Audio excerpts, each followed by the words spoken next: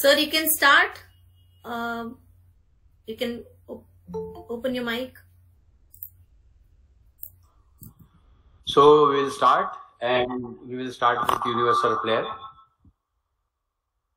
Hello. Just a minute. Hello. Yeah.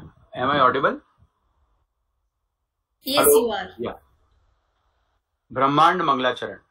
हे हर एक परमाणु में जीवन छिपे हुए जीवन, हे हर एक प्राणी में रोशन छिपी हुई रोशनी, हे हर एक को एकता में पिरोता छिपा हुआ प्रेम, हर एक वो जो खुद को परमात्मा के साथ एक रूप में जुड़ा महसूस करता है, वो ये भी जान ले कि वह एक दूसरे के साथ भी एक है। Welcome everyone. और हम आज की इस भगवद गीता के अध्याय 10, 11 और 12, चैप्टर 10, 11 एंड 12 की शुरुआत करने जा रहे हैं। सो फर्स्ट, शायद सब लोगों ने वो वाक्य तो सुना ही होगा कि मैं समय हूं, और इस तरह से एक टेलीविजन पर बहुत रोचक हम लोगों ने इसका सार सुना है। लेकिन भगवद गीता के बारे में ऐसा कहा जाता है कि जो कोई भी इससे जितनी बार भी पढ़ता है, अनेक एंगल से या अनेक तरह से इसके अलग अलग मायने समझ में आते रहते हैं। So first I will invite a very bright speaker for chapter 10, the yoga of divine glories, जिसे देवी गुण योग भी कहा जाता है और विभूति योग भी कहा जाता है। Kritika is an engineering graduate who has pursued her BTech in mechatronics from Banasthali Vidyapith, Rajasthan. She is a native of Ghaziabad and a younger member of Prayas Theosophical Society. She is a trained classical dancer. She likes to travel around the world and explore new things. She is a quick learner who likes to participate in public speaking and debates. She is always eager to help others in whichever way possible. She has also participated in youth camp at Bhuvali and actively taken charge of coordinating camps and events of younger members and anchoring of meetings. She is a regular moderator in the Young Theosophist group and a very fast learner, I would say, and a beautiful presenter. So we go into chapter 10 with the divine talk of Kritika Goyal. Welcome, Kritika. Thank you so much, Brother Taral. Thank you, Sister Surlina. So, we have been following the chapters 1 to 10 from the past few meetings. I guess it is the 4th meeting we are having for the same purpose. The previous chapter revealed the signs of bhakti or loving devotion of God. Today we'll see and discuss what messages and teachings does chapter 10, that is, Yoga of Divine Glories or Devi Gun Yoga, brings out. Most of us believes that recital of the name of God in whatever language it may be leading us to heaven or salvation. Many people believe reciting God's name is more than enough to carry them through their lives for success. They actually put emphasis and they put very less emphasis on improving their behavior as they run the race of the life.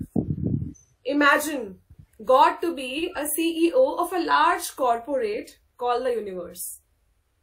We will be happy if the people merely keep reciting his name without emulating the behavioral pattern as advised through his representatives in various religious books. Think, will he be happy if we just recite some mantra or some shloka? Is it enough? Firstly, we should think of God in macro objects and then in micro objects as well. It is easy to think of God when we see the ocean, the mighty mountains, and the limitless deserts. But then the God is in micro objects as well.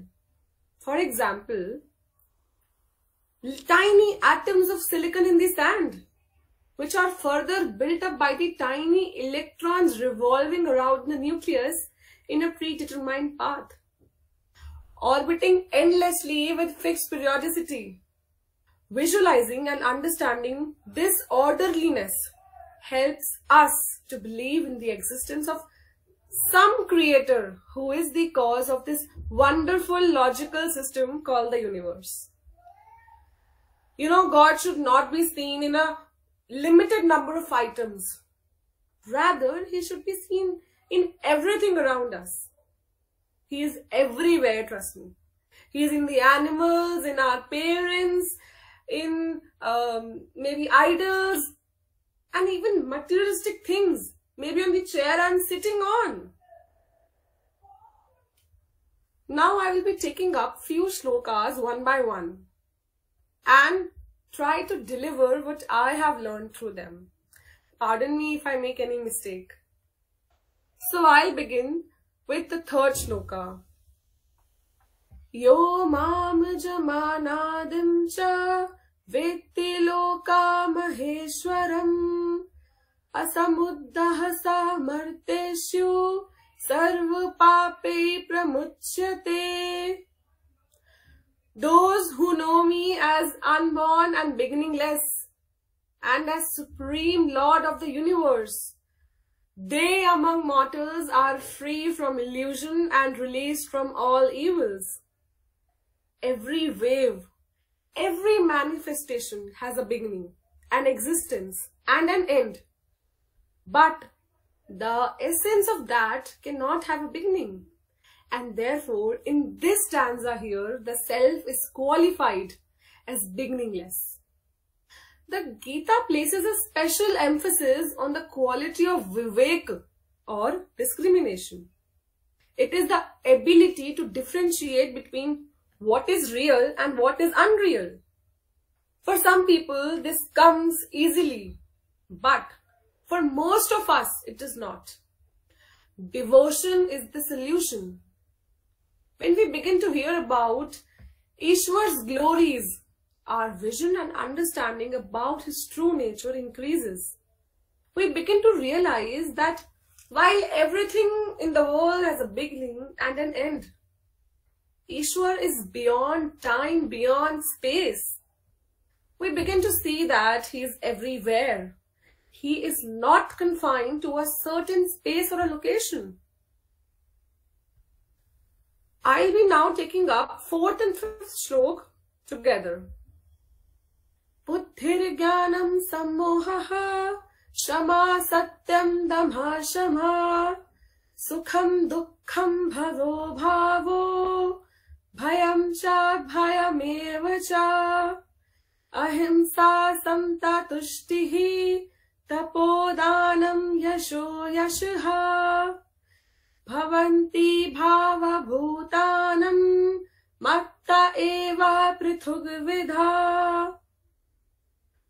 From me alone arises the varieties in the qualities amongst humans, such as intellect, knowledge, clarity of thought, forgiveness, truthfulness, control over the senses and mind, joy and sorrow, birth and death, fear and courage, non-violence, equanimity, contentment, austerity, charity, fame and infamy.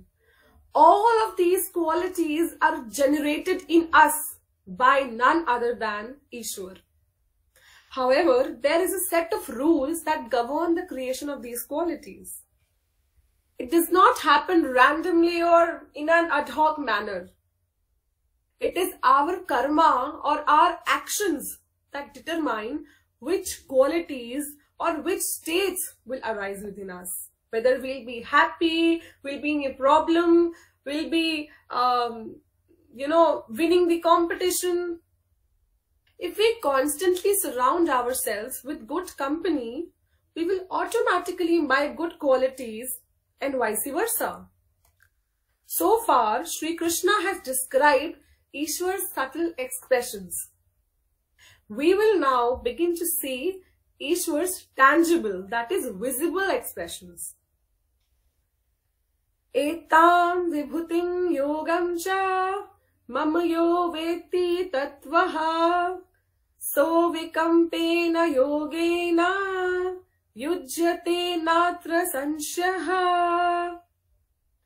Those who know in truth my glories and divine powers become united with me through unwavering bhakti yoga. Of this there is no doubt. The rishis, the ancients and Manu were all born of the mind, right? When the self therefore detaches itself from both the individual mind and the cosmic mind, it becomes to revel in all its absolute glory. Identifying itself with the cosmic mind, it becomes the creator, Ishwar. Creating the universe and identifying with the individual mind, it becomes the limited ego, Jiva, suffering the limited world. To know this implication and to live up to this is the tremorless yoga, wherein a study and permanent establishment is the experience of the self, and that is assured. We will get established in an unshakable, unwavering connection with the Ishwar. In other words, if I say, just like our cell phones are never disconnected from their network, no matter I or you, we go to any place in this country, right? But the network is always there. We will be able to encounter every situation in life with poise and equanimity without being shaken up, because everything is ultimately Ishwar. This state of unwavering yoga is elaborated upon in the next slok, which I'll take. Aham sarvasya prabhavo mattha sarvam pravartate iti matva bhajante mam buddha bhava samanvitaha. I am the origin of all creation. Everything proceeds from me. The wise who know this perfectly worship me with great faith and devotion. The whole universe has emanated from God. Hence, God is both the material and efficient cause of the entire creation, and therefore the best of all. To recognize this fact, one needs to know that He is the source of all creation. It's very necessary. The wheel of this revolution is revolving through God's own power of yoga. It is through His ruling power that the sun, the moon, the stars and the planets like Earth are regularly coursing within their respective orbits.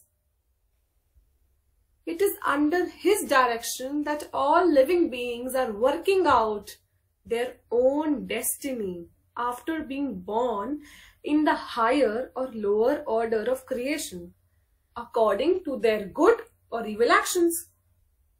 The word Buddha stands for those enlightened devotees who are full of exclusive love for God, having unflinching faith in Him, and have full knowledge of His virtues and glory. I'll take up the 9th shloka, which is in continuation. Machchita magdata prana bodhayantha parasparam kathayanta shamam nityam tushyanti charamanti cha. With their minds fixed on me and their lives surrendered to me, my devotees remain ever contented in me. They derive great satisfaction and bliss in enlightening one another about me and conserving my glories. Okay, the Swiss are known for running their trains in the near perfect precision time. If the train has to leave the platform at 9:30 a.m., it will leave the station not 1 second earlier, not 1 second later. So whenever we have to board a train in Switzerland, I'm taking an example over here, there will never be a doubt in our mind as to whether the train will be on time or not. Our faith in the precision of their train system is unshakable, right? Similarly, when our faith in Ishwar becomes firm, we do not go running upwards or towards other sources of joy in the world. We recognize that the universe operates under Ishwar's law, and that any pleasant or unpleasant situations that we encounter are a result of our prior actions, maybe in this life, maybe in our past lives. They are not random or arbitrary. Our likes and dislikes will slowly thin down. We will take every situation as a learning experience and keep our focus on Ishwar. We do not think about anything else, like cricket fans who eat, sleep, breathe and talk about cricket only. The devotees converse about Ishwar, educate each other about Ishwar and dedicate their mind and senses to Ishwar. Why do they do this? They only find contentment and joy in Ishwar since they do not need to run towards materialistic objects for happiness. They revel in Ishwar. This is the difference between an ordinary seeker and a serious seeker. You know, an ordinary seeker is interested in Ishwar also, whereas a serious seeker is interested in Ishwar only. Now I'll take the 20th shloka. Aham atma gudakesha sarva bhutashaya sthitha adamadischa madhyam cha bhutanamant eva cha. O Arjun, I am seated in the heart of all living entities. So, I am the beginning, middle and end of all beings. So what exactly does self mean? Let us try to understand its opposite meaning first. When we treat a thing or a person as something different from us, something external to us, then we are creating a subject-object relationship, where the subject is our I and the object is him or her. For instance, I'll take again an example. If we take an acquaintance out to dinner, for example, maybe a colleague or whatsoever, we may ask him to pay his bill separately, right? We say usually, let's contribute, let's do Conti, right? There is a sense of separateness between us and the acquaintance. Separating, externalizing, objectifying, all this is the opposite of selfhood. But if we take our spouse or our child or our maybe parents to dinner, we don't even think twice to pay for their dinner. This is because we do not consider a spouse or a child or a parent different or external to us. The sense of selfhood is greater than with a stranger or with an acquaintance.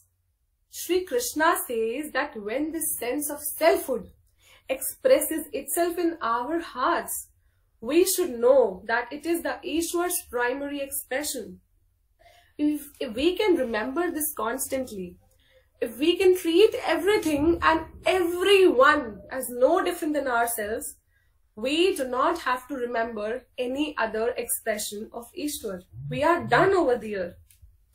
So, what is the practical implication of understanding Ishwar in this manner? Our sense of I-ness and my-ness automatically drops.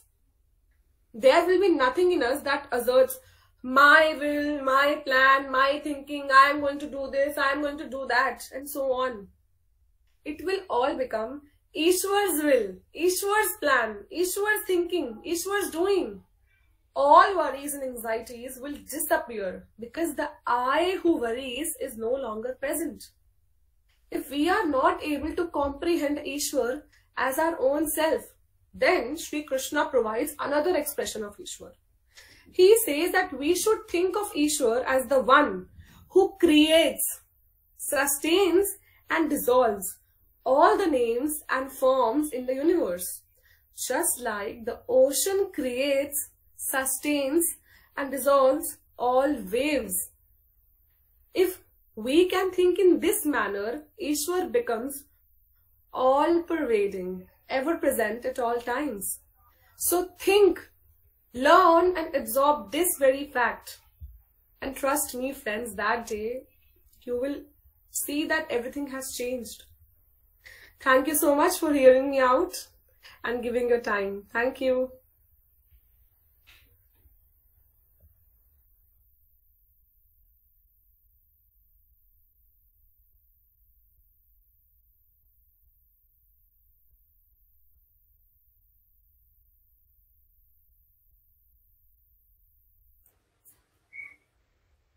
Hello.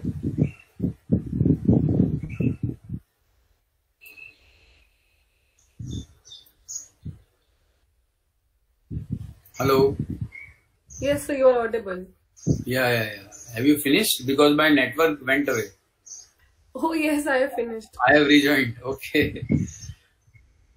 So, I heard you till 20th sloka and then I was out.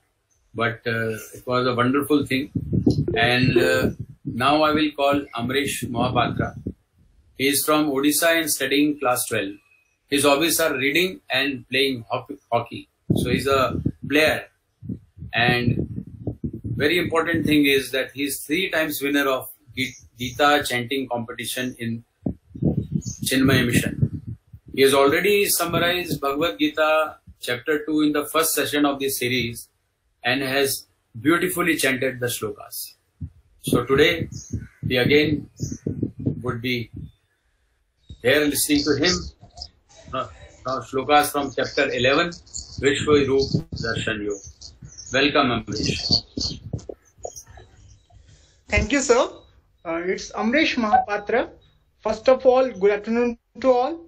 And I'm very much lucky I'm going to recite and explain the chapter 11. The title of the chapter 11 is Vishwarupa Darshan Yoga. I am Amrish Mohapatra of class 12 of Kendriya Vidyalaya Dhenkanal, Odisha.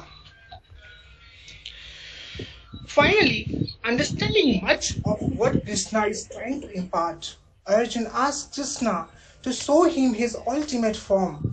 In the words of the poet Sanjay, Krishna gives Arjuna a glimpse of the incredible vastness and majesty. He encompasses, showing him the whole universe enfolded in the body of the God of gods. The vision is also a terrifying one, as Krishna reveals a self with billion of heads, fangs and weapons. Arjuna is humbled and awed by the vision. He describes what he sees, including a vision of Krishna devouring all the Kauravas. Arjuna asks Krishna, "Who are you in this terrifying form?"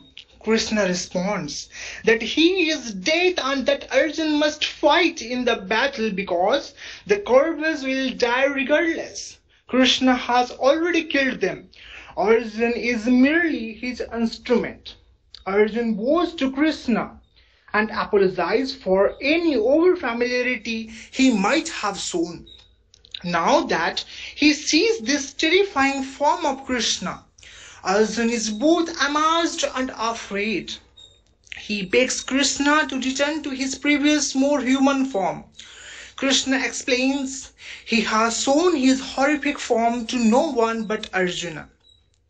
He gently admonishes him, telling him not to be afraid but to stay serene and light-hearted. Aneka Bhakranayanam, Anekadbhuta Darshanam, Aneka Dibya Bharanam, Dibyanekadyatayudham, Dibya Malyambaradharam, Dibya Gandhanulepanam, Sarvashcharyamayam Devam, Anantam Vishwato Mukham. In that cosmic form, Arjuna saw unlimited faces and eyes. decorated with many celestial ornaments and wielding many kinds of divine weapons. He wore many garlands on his body and was anointed with many sweet-smelling heavenly fragrances. He revealed himself as the wonderful and infinite Lord of whose face is everywhere. Sanjay elaborates upon Sri Krishna's divine universal form with the words Aneka, means many, and Ananta, unlimited. The entire creation is the body of God's cosmic form, and therefore it contains countless faces, eyes, mouth, shapes, colors, and forms. The human intellect is habituated to grasping things within the limited kernel of time, space, and form. The cosmic form of God revealed unusual wonders, marvels, and miracles in all directions, transcending the limitation of space and time, and thus it could be aptly termed as wondrous. Dibi Surya Sahasrasya Bhavet Yuga Paduthita Jari Bhasadrusi Sasyat Bhasastasya Mahatmanaha. If 1,000 suns were to blaze forth together in the sky, they would not match the splendor of that great form. Tvamadideva Purusa Purana Tvamasya Vishwasya Param Nidhanam Vittasi Vedyam Cha Param Cha Dhama Tvaya Tatam Vishwamanantarupa. You are the primeval God and the original divine personality. You are the sole resting place of this universe. You are both the knower and the object of knowledge. You are the supreme abode. O possessor of infinity form, you alone pervade the entire universe.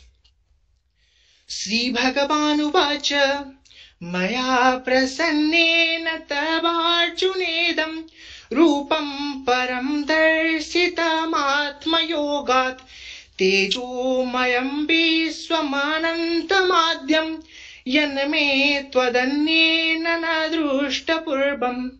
The blessed Lord said, Arjun, being pleased with you by my Yogamaya power, I gave you a vision of my resplendent, unlimited and primeval cosmic form.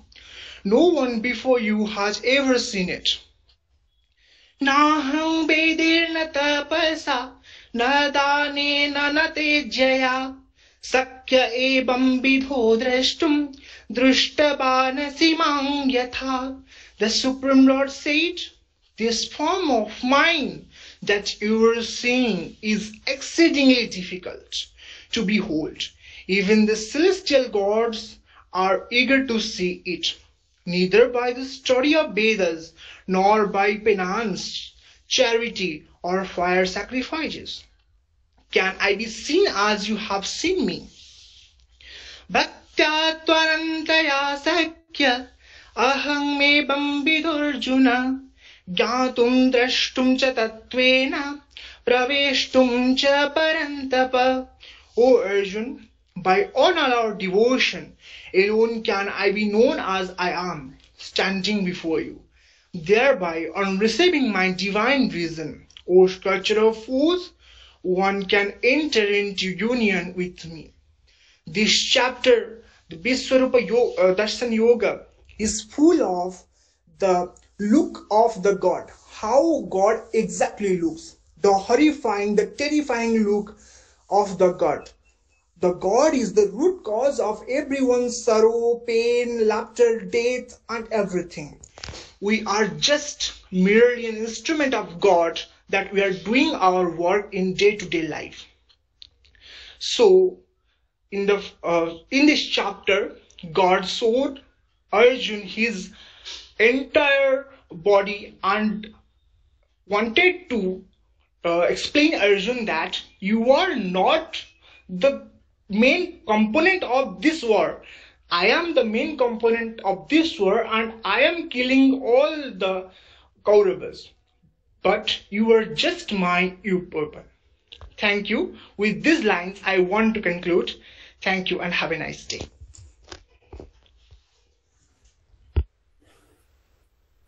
Thank you so much, Amresh. It was really wonderful. Am I audible? Yes, sir. Yeah.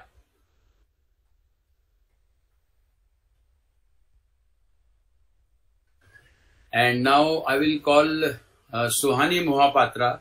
She is a student of class 10 and is a regular participant of Prayas Lodge.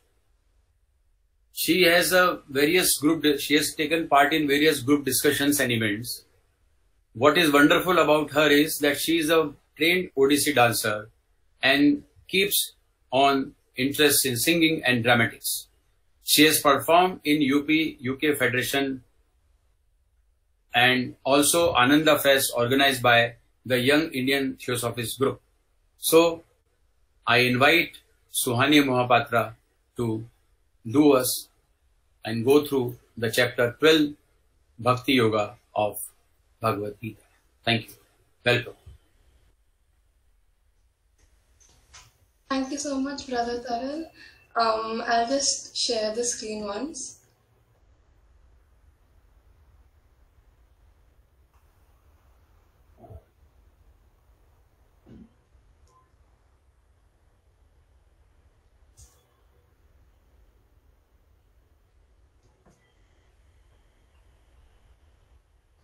So first of all, I would like to say thank you for this opportunity to be able to recite the Gita, and my presentation is loading. It will take some time, I think.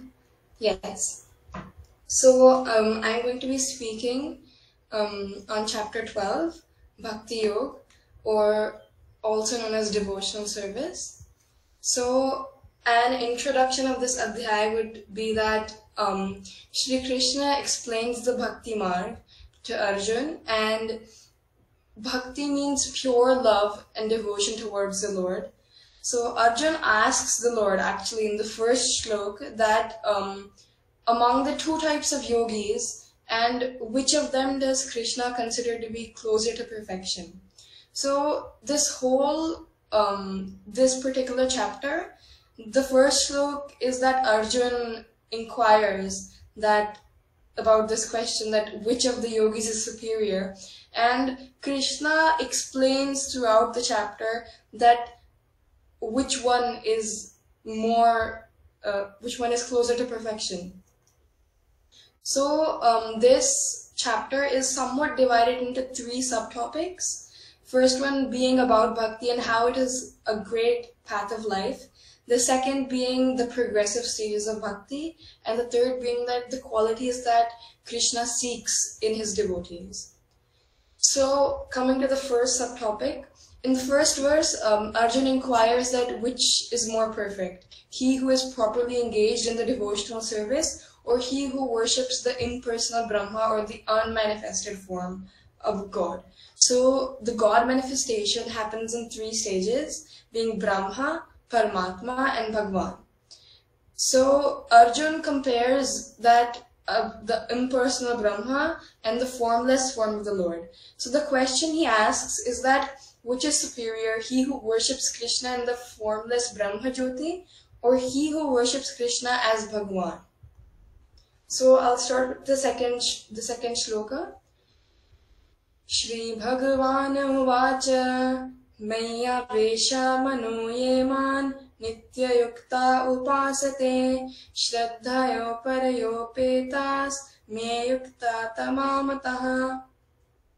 The translation being, the blessed Lord said, those who fix their minds on me and me always engage in my devotion with steadfast faith, I consider them to be the best yogis. So Krishna clearly says that he who concentrates upon his personal form and worships him with faith and devotion is considered to be the most perfect in yoga. For one in such devotion, there are no material activities because everything is done by Krishna. A pure devotee is constantly engaged. Sometimes he chants, sometimes he hears or reads a book about Krishna, or sometimes he cooks prasad or goes to the marketplace to purchase something for Krishna. Or sometimes he watches the temple or the dishes, but whatever he does not let a single moment pass without devoting his activities to Krishna. So one thing that is really evident in this chapter is that Arjun asks this question, whereas Krishna has already in the previous chapter said that he considers these yogis more perfect. So this happened because in the 11th chapter, very beautifully explained by Brother Amresh, seeing Krishna's divine form, he was so awestruck that he asked that which one is more superior, he who worships that supreme form of Krishna or the one who worships the Brahma Jyoti.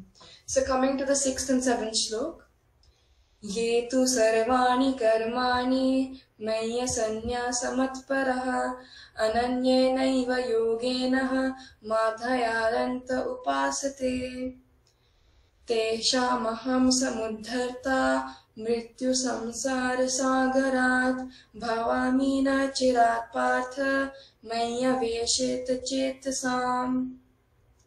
The translation of both the shloks: those who dedicate all their actions to me, regarding me as the Supreme Guru, worshipping me and meditating on me with exclusive devotion, O Parth, I swiftly deliver them from the ocean of birth and death, for their consciousness is united with me. The interpretation of both the shloks: Krishna says that dedicate yourself to me, making me the supreme goal. He then advises to meditate on him and promises that he will without any delay deliver a pure devotee thus engaged from the ocean of material existence. One should give up all other types of processes of self-realization and simply execute devotional service towards Krishna. That will enable one to reach the highest perfection of life. So now coming to the progressive stages of devotion.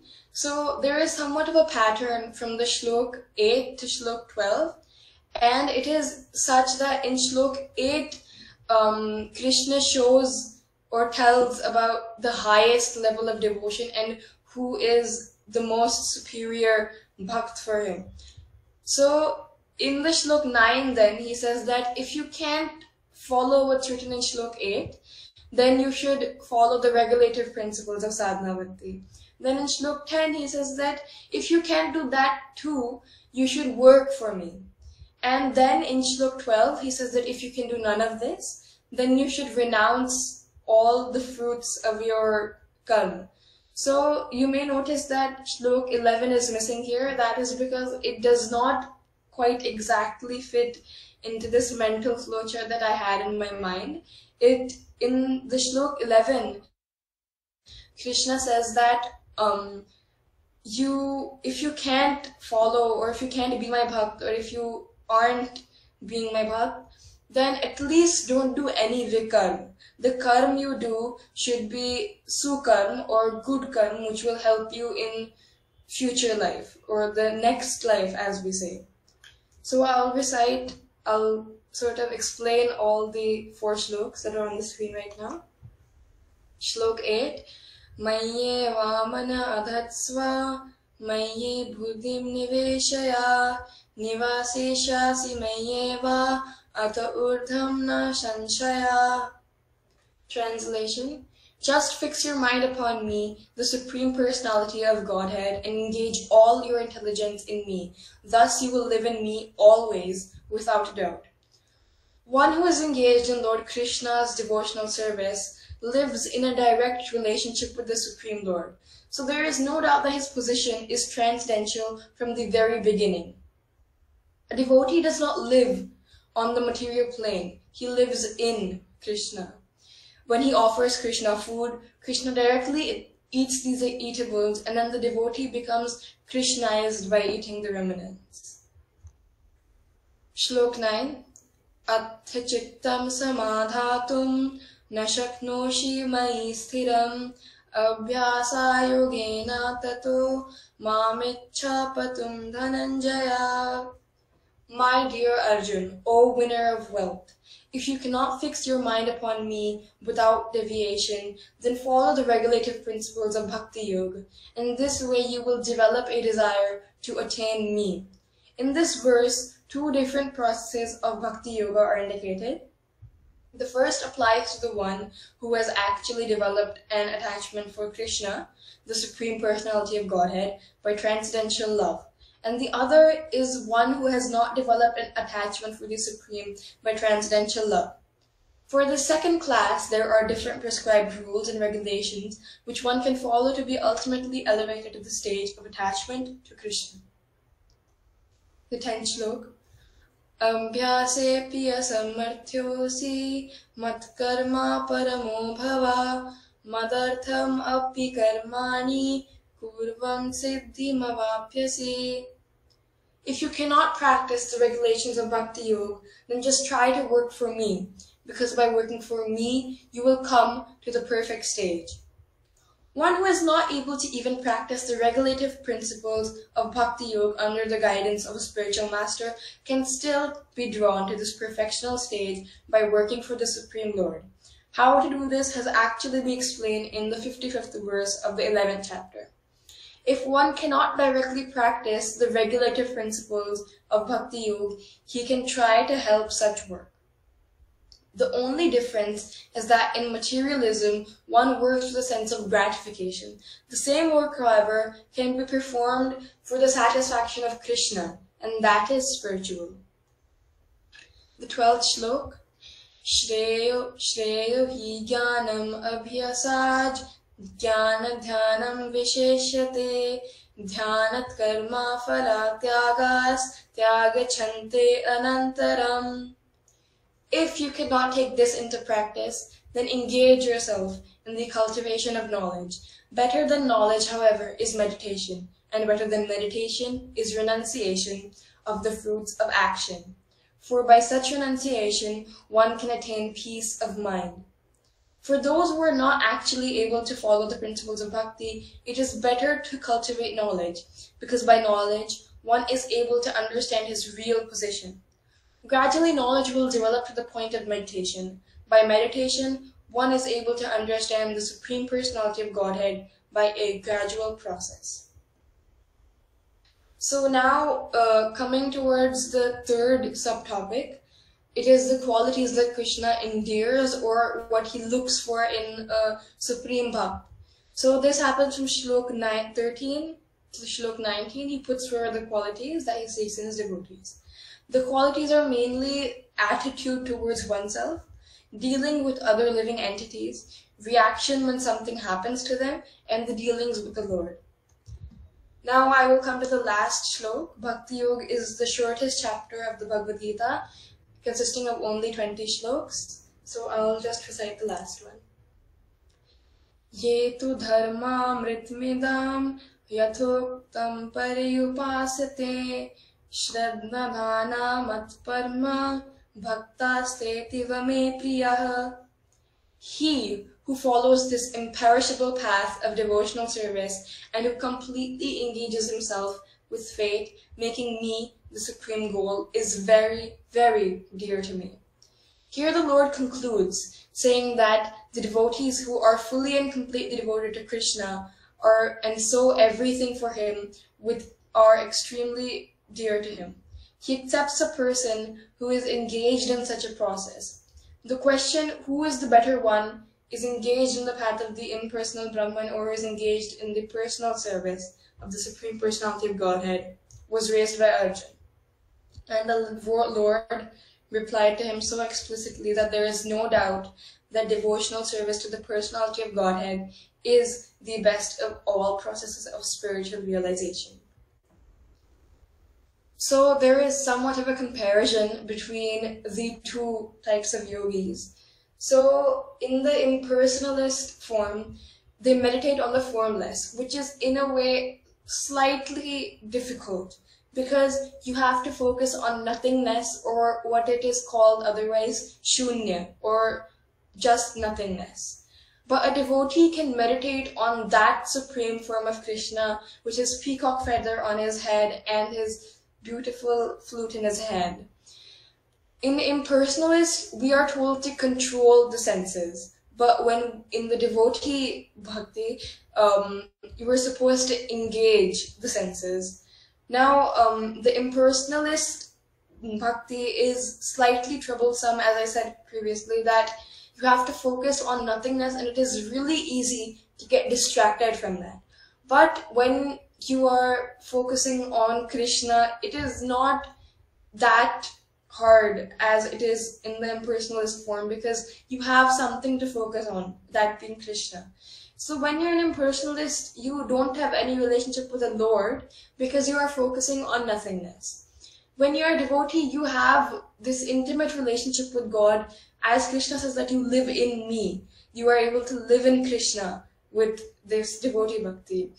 And in the impersonalist form, we have very partial realization of the whole Brahman. And as a devotee, you have the complete realization. So I would like to conclude with the key learnings. That is that we find out what Krishna guarantees. He says that if you are my bhakt, I will swiftly deliver you from the ocean of birth and death. And a second learning is that what is the path to complete bhakti, like full bhakti, how is it supposed to be achieved? Krishna really beautifully explains from Shlok 8 to 12 that how you can attain the highest level of bhakti. And after that, we definitely know what the qualities are in Krishna's devotees that he seeks. With this, I would like to conclude. Thank you so much for listening to my talk. Thank you so much, Suhani. That was really a very wonderful presentation. It was perhaps the shortest chapter of Bhagavad Gita, but perhaps you explained it in a very detailed manner. You have also prepared wonderful slides. Now I think everybody is there. So can we see everyone with the videos on? So I can come to know that, yeah, everyone is here. So first of all, Kritika, Suhani and Amresh, I thank you so much for your wonderful session. What I could conclude is that 7 to 9 chapter which we had studied in the last thing, or maybe the science, or we can call it a science of Brahma. And chapter 10, we can call it as applied science. And chapter 11, which I think Amrish read, was the practical demonstration of all these chapters. And of course, Bhakti Yoga. In this, what Krishna suggests that which is the biggest form of bhakti is to do कर्म. कर्म से बड़ी कोई भक्ति नहीं है. ये कृष्ण का सार हमेशा हमें याद रहना चाहिए कि हम चाहे कोई मंदिर में जाकर या कहीं जाकर उपासना नहीं कर पा रहे हो, लेकिन अगर हम अपना कर्म कर रहे हैं, अपना फर्ज निभा रहे हैं और उस फर्ज की भक्ति को निभा रहे हैं, तो शायद हम सबसे बड़ी भक्ति कर रहे हैं. ये मुझे विचार आते हैं. और ये बहुत सुंदर, सुरीला जी आपको भी बहुत धन्यवाद कि इस तरह की आपने जो एक क्रिया शुरू की है, ये वाकई में बहुत बढ़िया है. और मेरे ख्याल से तो 3 चैप्टर को निभाना अपने आप में एक मतलब शॉर्टेस्ट फॉर्म ऑफ कीर्तिमान है. तो अगर हो सके तो कभी मैं चाहूंगा कि ये लोग इतने पारंगत हैं कि शायद पूरा अध्याय भी एक सीजन एक पूरे स्पीच में लेंगे तो हमें और आसानी से समझ में आएगा. और वाकई में आप तीनों के अप्रोच से मुझे भी कई चीजें ऐसी समझ में आई, क्योंकि श्लोक दर श्लोक भगवत गीता बहुत कम लोग पढ़ पाते हैं, लेकिन जो श्लोक आपने चुने वो उस अध्याय की एकदम रीढ़ की हड्डी थे. तो मतलब पूरा बहुत साफ समझ में आता है. बहुत बहुत बधाई. किसी को कुछ क्वेश्चन हो या तीनों स्पीकर्स को कुछ और शेयर करना हो एक दूसरे के अध्याय के बारे में, तो ये भी आप कर सकते हैं. ये भी आपका कर्म और फर्ज है. Over to you all.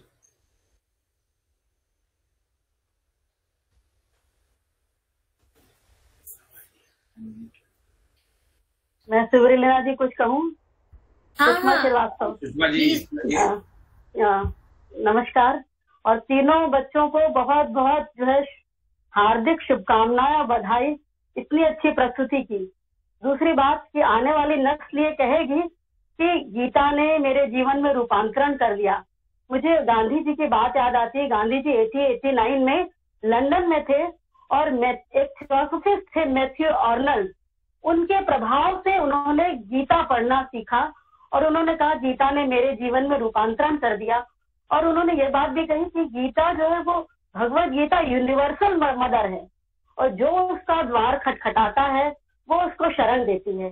तो सुब्रलीना जी, आप जो ये यज्ञ कर रही हैं, ज्ञान यज्ञ कर रही हैं, ये आने वाली नस्ल, यंग जनरेशन कहेगी कि हमने सुब्रलीना जी के ने हमें मोटिवेट किया गीता जी पढ़ने के लिए, और उनके साथ साथ हम लोगों को भी मोटिवेट किया।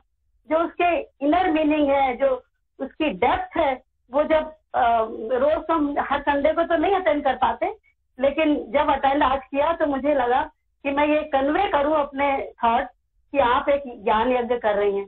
और दूसरी बात, वेद में जो है वो कर्म की प्रधानता है, उपनिषद में ज्ञान की प्रधानता है और पुराणों में भक्ति की प्रधानता है, लेकिन भगवत गीता में ज्ञान, कर्म और भक्ति तीनों का समन्वय है। तो जो जिस स्ट्रीम का है, जिसमें जिस चीज की प्रधानता है, वो जो है उस सबको गीता में उसका उत्तर मिलता है। तो बहुत बहुत धन्यवाद। और एक बात अंत में, जो भक्ति की बात हुई, तो भक्ति का सबसे जो एक्सट्रीम जो है, जो जेनिथ पॉइंट है, वो है प्रपत्ति का भाव। कृष्ण कहते हैं कि सब कुछ छोड़ के मेरी शरण में आ जाओ। तो मेरी शरण में आने का मतलब नहीं है कि जो है वो कर्म ना करो, यानी कि जो फिर मेरे बताए मार्ग पर चलो। तो ये भक्ति जो है वो प्रपत्ति है। प्रपत्ति यानी शरणागति का भाव। तो ये जो भक्ति मार्ग में जो बात कही गई तीसरे, वो सबसे उसका एक्सट्रीम बिंदु है। और इसको जो है आई के तैमनी जी ने भी एक उसमें अपनी पुस्तक में लिखा है कि अपने को निषेध करना जो है वो ज्यादा कठिन है। कि आज इतनी टेक्नोलॉजी इतनी विकसित हो गई है, लेकिन वैक्यूम करना जो है वो अभी भी मुश्किल है। हवा से कमरे को भर देना, किसी पात्र को भर देना आसान है, लेकिन वैक्यूमिंग जो है वो बहुत मुश्किल है। जब हम सब कुछ अपना विगलित कर देते हैं, सरेंडर कर देते हैं, तो हमको जो है जो वो ऐश्वर्यवान है, जो विभूतिवान है, उसका जो है हमको आशीर्वाद मिलता है और हम वही हो जाते हैं। धन्यवाद। सुषमा जी, आपने जो अभी वो सरेंडर की बात कही ना, आई थिंक कल परसों ही मैं एक स्टोरी सुन के व्हाट्सएप में आया था, तो मैं अपनी बेटी को सुना रही थी। आई थिंक आज सुबह मैं कृतिका को भी सुना रही थी मॉर्निंग मेडिटेशन के बाद। एक बंदा क्या करता है, किसी के घर जाता है, बहुत बड़े आदमी से मिलने जाता है, और जो उनके सर्वेंट है वो कहते हैं ठीक है, बैठक में उनको बिठाते हैं, कहते हैं बैठिए, साहब को बुला रहे हैं। फिर थोड़ी देर में इनको लगता है कि अरे मैं इनके घर तो आया, कुछ लेके नहीं आया, तो क्या करूं क्या ना करूं की सोच में उनको दिखता है कि उनके घर में ही दीवार में बहुत सारे पेंटिंग्स लगे हुए हैं, ऑयल पेंटिंग, बहुत सारे पेंटिंग्स लगे हुए हैं। तो उन्होंने कहा इतनी सारी पेंटिंग से उसी में से एक पेंटिंग उन्होंने लिया और उसको थोड़ा अपने पास बैग में कुछ कपड़ा वपड़ा होगा पोंछ के, कुछ एक पेपर था उनके पास, रैप करके अपने पास रखा। फिर वो जो जेंटलमैन है वो आए, कहते हैं कि अरे सर आपसे मिलने आया था और ये मैं आपके लिए कुछ भेंट लाया हूँ। तो उन्होंने वो भेंट दिया उनको, वही उन्हीं के दीवार से निकाल के जी एक ऑयल पेंटिंग। तो उन्होंने उस एनवेलप को खोला, जो बैग में उन्होंने दिया था, खोला और मुस्कुराया और उसको रिसीव किया, रिसीव करके रखा टेबल पे। फिर उन्होंने खाना वाना कुछ करा, फिर वो निकल गए। जिन्होंने ये पोस्ट डाला है उन्होंने वहां पे क्वेश्चन भी लिखा है कि आप बताइए जिनको ये रिसीव हुआ, उन्हीं के घर के दीवार पे टंगा हुआ कोई भी फ्रेम उनको जब गिफ्ट में मिला उनको कैसा लगा होगा। तो फिर वो खुद भी आंसर लिखते हैं कि आप ऐसा सोचते होंगे कि जिनके घर गए हैं उन्हीं के दीवार से निकाल के भला कौन गिफ्ट देता है। कहते हैं इसका मतलब आप इतना तो इंटेलिजेंट है ना कि आप जिसके घर जाएंगे उसी के दीवार से निकाल के उसको देंगे नहीं। अगर बेसिक इंटेलिजेंस आप में है, आप एक ह्यूमन बीइंग अपने आप को मानते हो, तो जो आप मंदिर जाते हो, 15 जगह जाते हो, आप क्या ही चढ़ाते हो, किसको क्या देते हो, सबसे बड़ा आदमी वो है। आप उससे घर जाके उसको बोलते हो देखो जी हम तो फलाने जगह से देशी घी के लड्डू लाए बालाजी ये भोग चढ़ाने, या हे श्री राम मैं आपके लिए कितना किलोमीटर से जाके ये भोग लेके आया हूँ, इतने नारियल लेके, किसको क्या दे रहे हो तुम। तो फिर वहां पे वो कहते हैं कि भगवान को तो कुछ माने उनका सब कुछ है, तुम उनको क्या ही दे रहे हो, इतना इंटेलिजेंस रखो। हाँ, एक चीज जो है उन्होंने नहीं बनाई, क्योंकि पूरे संसार में जो चीजें बनी है ईश्वर ने बनाई है, तो आप उनको उनकी चीज मत दो। एक चीज जो आपने खुद बनाई, दैट इज योर आईनेस। मैं हूँ, मेरा है, मेरा घर, मेरी फैमिली, मेरी संपत्ति, मेरा बच्चा, ये मैं जो भाव है, कहते ये ही है जो ईश्वर ने नहीं बनाया था, ये आप ही है, आप वही चीज बस दे दो उनको। ये आईनेस ही दे दो। आपने सरेंडर की बात की तो मुझे ये याद आया। सॉरी, बहुत खूब। अब आप मेरे एक बात कैसे अपनी बात खत्म कर कि आपने कहा ना ईगो अपना आईनेस दे दो, कि मिटा दे अपनी हस्ती को। अगर तू मर्तबा चाहे कि दाना खाक में मिलकर गुले गुलजार होता है, अपनी ईगो को मिटा दो। अगर तुम जो हाइट चाहते हो कि मिटा दे अपनी हस्ती को, हस्ती माने ईगो इंडिविजुअलिटी वाले नहीं, थियोसॉफी वाली नहीं, मिटा दे अपनी हस्ती को। अगर तुम मर्तबा चाहे, हाइट चाहते हो कि दाना खाक में मिलकर गुले गुलजार होता है, जब हम अपने सबको मिटा देते हैं तब हम वही हो जाते हैं। बहुत बढ़िया, क्या बात। अच्छा, मेरे पापा हमेशा हर चैप्टर का एक वन लाइनर करते हैं, तरल मुंशी जी, उनको भी बुलाइएगा। बिल्कुल बिल्कुल, मोहंती जी आप Yes. Thank you all my young speakers. Chapter 10, see divinity all around. See divinity all around. Chapter 11, have enough surrender to see the truth as it is. Chapter 12, absorb your mind in the higher. Observe your mind in the higher. This is the gist of chapter 12. Thank you all. My namaste to all my friends, elders, everybody. Wish you best of lucks. Thank you so much, and I think by the end of this entire activity, we will have entire one-liner of Bhagavad Gita ready with us. Thank you so much. Archana ji, you wanted to say Thank you, sir. Thank you. Thank you, sir. जो सुरीलीनाथ जी ने बताया कि तेरा तुझको अर्पण, हम अपना क्या रखेंगे, और ऐसे ही एक वैष्णव संप्रदाय में बोलते हैं, तथैव तस्य लीलेति मत्वा चिंता द्रुतम तजे, यानी कि सब उसी की लीला है, मान लो सुख है, दुख है, ये है, वो है, तो कृष्ण बोलते सब तुम चिंता छोड़ दो, सब मेरी लीला है, सोच लो। तो बहुत आसान हो जाता है। हम अगर उसको कृष्णा की विश बोले या मास्टर की विश, जब वो एक्सेप्ट कर लिया तो फिर तो मजे ही मजे है। ये आज की ये भक्ति योग मुझे लगता है सबसे हर एक अपने हिसाब से भक्ति योग समझ लेता है। तो एक बहुत अच्छा सा, तीनों छोटे, जैसे मैं बोलती हूँ, सब तीनों बाल कृष्ण के अवतार हैं, जो हर हफ्ते हफ्ते हमको हमारे छोटे अर्जुन जो अंदर छुपा हुआ है उसको ध्यान देते हैं। We are so thankful. बढ़ते रहो इसी लाइन में और हमें भी आपका ज्ञान देते रहो। Thank you. बहुत बढ़िया रहा। और मैं ये चाहूंगा कि सुहानी, कृतिका और अमरीश अगर यहाँ हैं तीनों, शायद अमरीश भी है यहाँ, तो ये लोग भी आपस में कह सकते हैं कि उन्होंने जिस चैप्टर का अध्ययन किया वो तो किया, लेकिन दूसरे चैप्टर में को सुनकर उनको क्या प्राप्त हुआ, ये हमें जानना बहुत जरूरी है। क्योंकि हम पढ़ाने की प्रक्रिया में तो आ गए हैं, लेकिन क्या पढ़ते रहने की प्रक्रिया में भी उस मीटिंग के दौरान है या नहीं, ये बहुत जरूरी है। तो मतलब अगर एक एक वाक्य भी एक दूसरे के चैप्टर का अगर आप शेयर करेंगे तो बहुत मजा आएगा और हमें कुछ नया जानने को मिलेगा। कोई भी शुरू कर सकता है। I would like to say, yes, sure, Suhani. Brother Amresh, he about the 11th chapter.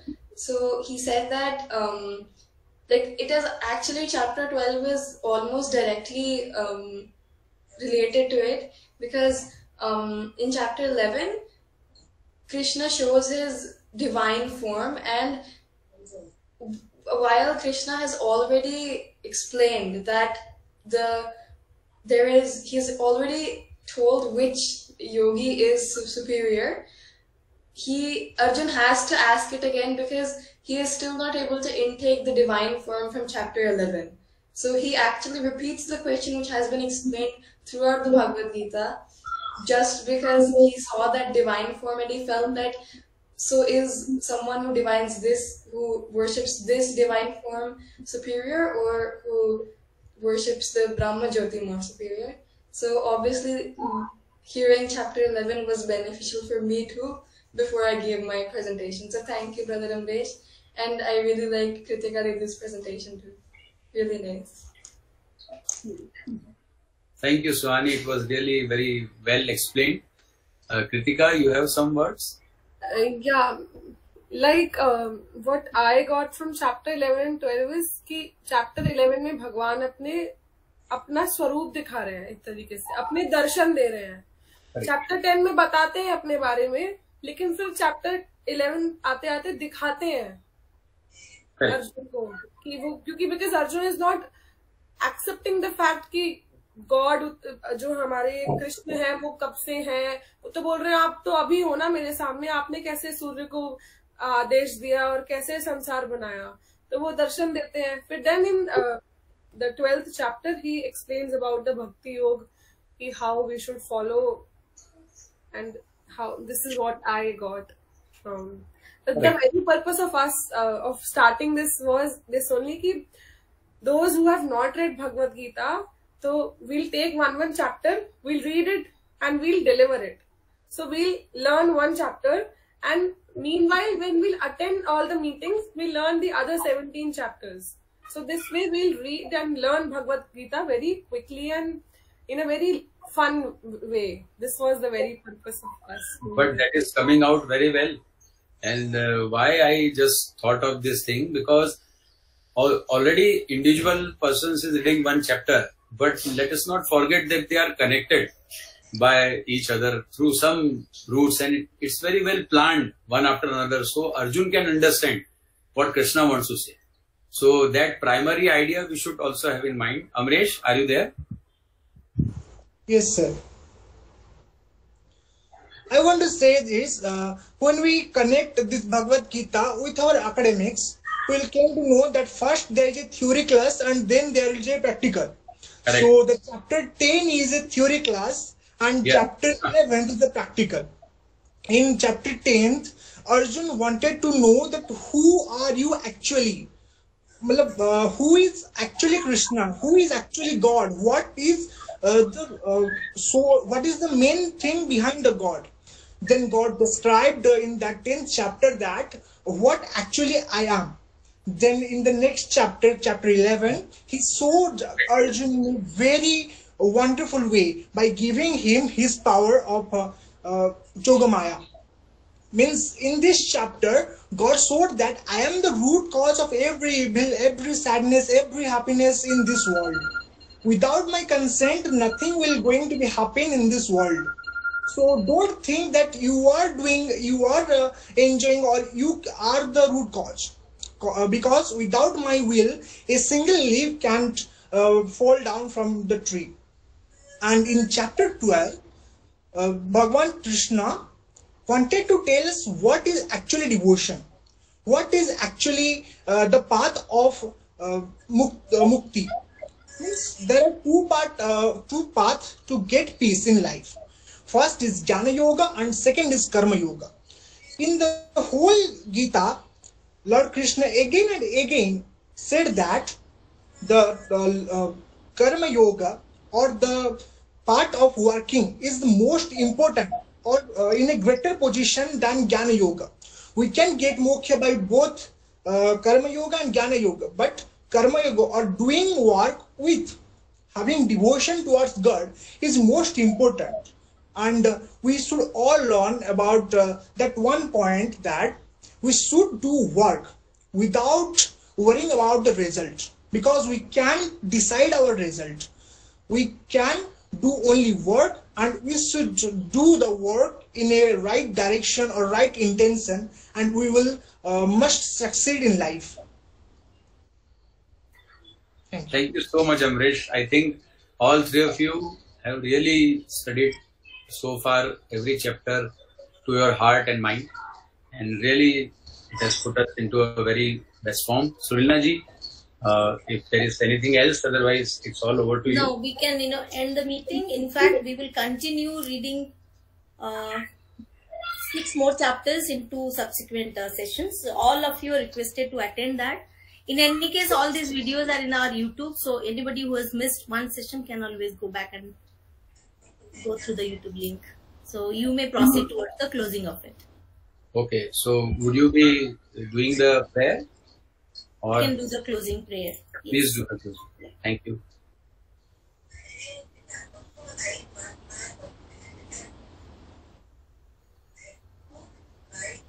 Asato ma sadgamaya, tamaso ma jyotirgamaya, mrityorma mamrutam gamaya, sarve bhavantu sukhina, sarve santu niramaya, sarve bhadrani pashyantu, ma kaschid dukhavag bhavet. Om Shanti Shanti Shanti.